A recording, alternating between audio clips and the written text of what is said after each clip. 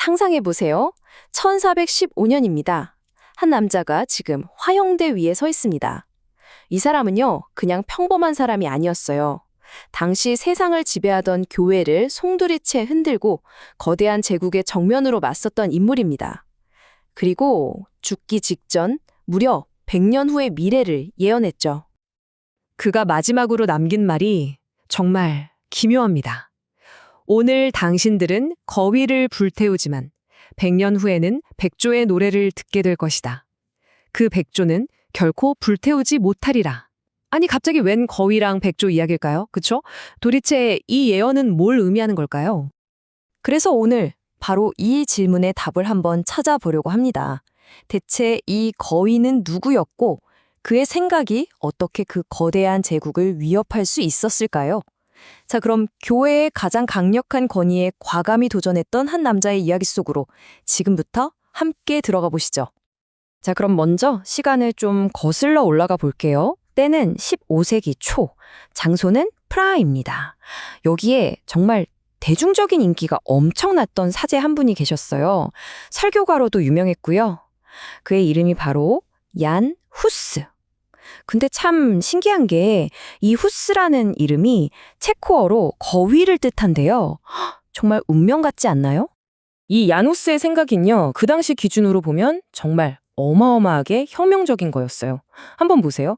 교회의 말보다 성경이 더 중요하다. 교회의 주인은 교황이 아니라 오직 그리스도 한 분뿐이다. 이런 주장을 한 겁니다. 거기다가 성직자들이 부패하고 돈만 밝히는 거, 특히 그 면죄부 파는 걸 아주 강하게 비판했어요. 이건 뭐 말 그대로 세상에서 제일 힘센 조직한테 정면으로 너네 틀렸어 하고 선전포고를 한 거나 마찬가지였죠. 자, 여기서 잠깐. 후스가 그토록 비판했던 면죄부가 뭔지 좀 알아보고 가야겠죠. 이게 뭐냐면요.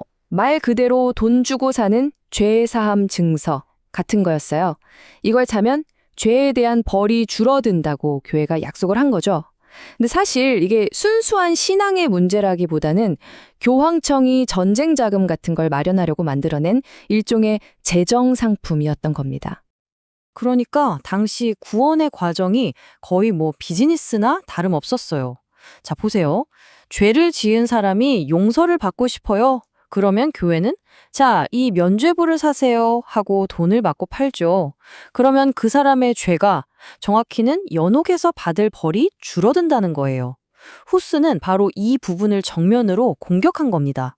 용서가 어떻게 돈으로 사는 거래가 될 수 있느냐. 진정한 용서는 오직 신 앞에서 진심으로 뉘우칠 때만 가능하다. 이렇게요. 그런데 후츠의 이런 주장이 단순히 신학적인 논쟁에서만 끝난 게 아니에요. 이게 왜 더 큰 문제로 번졌냐면 당시 교회의 권력 구조 그 자체를 뒤흔드는 아주 직접적인 도전이었기 때문입니다. 그때 교회가 어떤 상황이었냐면요. 한마디로 엉망진창이었어요. 교황이 글쎄 한 명도 아니고 여러 명이었던 거죠. 로마에도 교황이 있고 아비뇽에도 교황이 있고 서로 자기가 진짜라고 우기면서 상대를 파문하고 난리도 아니었어요. 교황의 권위가 말 그대로 땅에 떨어진 거죠. 그러니까 이런 혼란스러운 상황에서 후스가 교회가 썩었다고 외치니까 사람들이 정말 그런 것 같네? 하고 더 귀를 기울이게 된 겁니다. 상황이 이렇게 되니까 후스를 둘러싸고 아주 복잡한 정치 게임이 벌어지기 시작합니다. 당시 보헤미아의 왕이었던 바칠라프 4세는 이 상황을 이용해서 자기 힘을 키우고 싶었던 거예요. 그래서 후스를 은근히 편들어주죠. 이게 한동안은 후스한테 든든한 방패막이가 되어줬어요. 하지만 결국 교황청의 압박이 너무 거세지니까 왕도 버티지 못했고 후스는 파문당하고 맙니다. 자, 이제 이야기의 절정으로 치닫습니다. 파문까지 당한 후스는요, 자신의 사상이 틀리지 않았다는 걸 증명하기 위해서 한 가지 결심을 합니다. 바로 콘스탄츠 공회회에 직접 가는 거였죠. 당시 신성로마 제국 황제가 안전을 내가 보장하겠다고 약속을 했거든요. 후스는 그 약속을 믿었던 겁니다. 하지만 그 결과는 정말 끔찍했습니다. 타임라인을 한번 보세요. 1414년 10월에 황제의 안전 약속을 받고 콘스탄츠로 떠났는데 도착한 지 한 달 만인 11월에 바로 체포돼요. 약속은 어디 갔냐고요? 공회회는 이렇게 말합니다. 이단자한테 한 약속은 지킬 필요가 없다. 정말 기가 막힌 논리죠. 그 뒤로는 변호사도 없이 그냥 보여주기식 재판이 진행됐고 결국 다음해 7월 6일에 화형이 집행됩니다. 처음부터 답은 정해져 있었던 거죠. 그런데 이 절망적인 상황에서도 후스의 신념은 조금도 흔들리지 않았습니다. 공의회가 계속 네가 틀렸다, 네 주장을 전부 취소해라 하고 압박했지만 후스는 딱 한마디로 버텼어요. 성경을 가져와서 내가 어디가 틀렸는지 증명해라. 그렇지 않으면 절대 처리할 수 없다. 결국 그는 비굴한 타협 대신에 자신의 신념을 위한 죽음, 즉 순교를 선택한 겁니다. 그의 마지막 순간에 대해서 정말 유명한 일화가 하나 있죠? 화영대에 불이 붙었을 때 한 나이든 할머니가 이단자를 태워 죽이는 게 좋은 일이다 라는 그런 맹목적인 신앙심으로 자기가 가져온 장작을 불에 던져 넣었대요. 그 모습을 본 후스가 분노한 게 아니라 오히려 그 할머니를 안타깝게 바라보면서 이렇게 중얼거렸다고 합니다.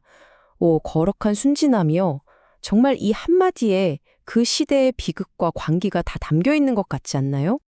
하지만 얀 후스의 이야기는 여기서 끝나지 않습니다. 그의 죽음은 끝이 아니라 오히려 훨씬 더 거대한 폭풍의 시작이었어요. 자, 그럼 불태워진 거위가 역사에 어떤 거대한 파장을 남겼는지 한번 따라가 보시죠. 후스가 처형당했다는 소식이 전해지자 그의 고향 보헤미아는 말 그대로 들끓었습니다. 분노가 폭발한 거죠. 교황은 이들을 완전히 없애보려고 십자군까지 보냈는데요. 결과는 정말 놀라웠습니다. 후스의 추종자들이 당시 유럽 최강의 군대들을 상대로 계속해서 이기는 거예요. 무려 15년 동안이나요. 결국 한 사람의 죽음이 민족 전체를 일으켜 세운 셈이죠. 그의 영향력이 어느 정도였는지 보여주는 숫자가 있습니다. 바로 90%. 15세기 말이 되면요, 체코 인구의 무려 90%가 호스의 가르침을 따랐다고 추정될 정도였어요. 정말 대단하지 않습니까? 한 나라의 거의 모든 사람이 그의 뜻을 이어받은 거예요. 자, 그럼 이제 맨 처음으로 돌아가 볼까요? 그가 남겼던 기묘한 예언 기억하시죠? 그 의미를 이제 풀어볼 시간입니다. 오늘 당신들은 거위를 불태운다. 여기서 불에 탄 거위는 바로 얀 후스, 자기 자신이었습니다. 그의 이름 뜻 그대로 말이죠. 그리고 그는 말했죠. 100년 뒤에는 백조가 나타나 노래할 거라고. 자신은 죽지만 자신의 정신을 이어받을 더 위대한 인물이 100년 뒤에 나타나서 결국 개혁을 완성할 거라는 예언이었습니다. 과연 그 백조는 누구였을까요? 바로 마르틴 루터였습니다. 정말 소름 돋게도 얀 후스가 화형당한 지 딱 102년 뒤에 마르틴 루터가 95개조 반박문을 내걸면서 종교개혁의 거대한 불길을 일으켰죠. 후스가 뿌렸던 그 작은 씨앗이 정확히 100년이라는 시간을 견뎌내고 유럽 전체를 뒤흔드는 거대한 나무로 자라난 겁니다.